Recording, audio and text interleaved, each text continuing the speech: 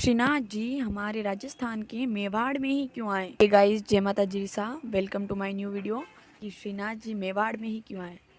कि होता कुछ ऐसा है कि हमारे राजस्थान की एक राजकुमारी जिनका नाम अजबदे था, वो वृंदावन मथुरा में गई। और जब राजकुमारी घूमते घूमते गिरिराज जी पे गई तो वहाँ पे उन्होंने श्रीनाथ जी का मंदिर देखा और श्रीनाथ जी को देखते ही वो उन पे मोहित हो गई। जब वो वहाँ से घूम के वापस आने लगी तो उनको ऐसा लगा कि उनका कुछ पीछे छूट रहा है। और जैसे ही वो मेवाड़ वापस आई तो वहाँ पे उनकी तबीयत बहुत ज़्यादा ख़राब हो गई थी। उनकी तबीयत ख़राब होने पर उनके घर वाले चिंतित हो गए थे और उन्होंने अपने पिताजी को कहा कि मुझे वृंदावन वापस जाना है। तो उसके पिताजी ने कहा ठीक है, थोड़े दिन के लिए सही, चलो वहाँ। तो उनके पिताजी जब उनको लेके गए उनसे, और उसके बाद उन्होंने वहाँ के गोस्वामी जी को कहा कि मैं ऐसा क्या करूँ कि श्रीनाथ जी मेरे से प्रसन्न हो जाए। तो गोस्वामी जी ने कहा आपको जो भी चीज़ पसंद हो, जैसे कि नृत्य करना या फिर गाना गाना, आप जो भी पसंद हो वो इनके सामने कीजिए। तो राजकुमारी को चौसर खेलना बहुत ज़्यादा पसंद था, तो वो श्रीनाथ जी के वहाँ मंदिर में उनके सामने बैठकर चौसर खेलती रहती थी। और वो ऐसा करती थी कि हर बार चाले वो श्रीनाथ जी की और उनकी दोनों की खुद ही चलती थी और आखिर में वो श्रीनाथ जी को जिता देती थी।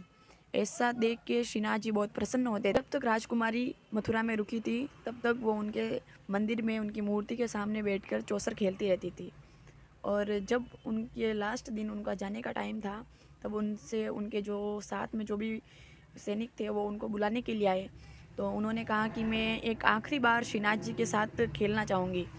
तो उन्होंने जब वो चौसर खेला तो उनको तब बहुत ज़्यादा गुस्सा आ रहा था। तो उन्होंने ऐसा किया कि उस बारी में श्रीनाथ जी को हराने की सोची। जैसे ही वो चालें ऐसी चलती थी तो श्रीनाथ जी को खुद को पसीने आने लग जाते थे। तो ऐसा देख के खुद को जब देखो अच्छा नहीं लगा तो उन्होंने ऐसा किया कि आखिरी जो बारी थी उसमें श्रीनाथ जी को उन्होंने वीर से जीता दिया था। और जब वो जाने लगी तो ऐसा कहा जाता था कि श्रीनाथ जी ने उनका हाथ पकड़ लिया था और बोला कि तुझे क्या चाहिए, मैं तेरी भक्ति से प्रसन्न हूँ।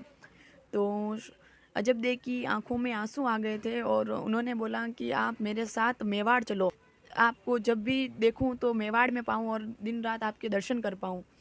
तो ऐसी कामना उन्होंने की और उसके बाद से ही हमारे मेवाड़ में श्रीनाथ जी नाथद्वारा में विराजमान हुए। तो हमारे राजस्थान में मीराबाई की भक्ति के अलावा भी और भी हैं। तो ऐसी अजब की कुछ कहानी थी और उनकी वजह से ही श्रीनाथ जी यहाँ पे आए। आई होप आपको ये यूनिक जानकारी अच्छी लगी होगी।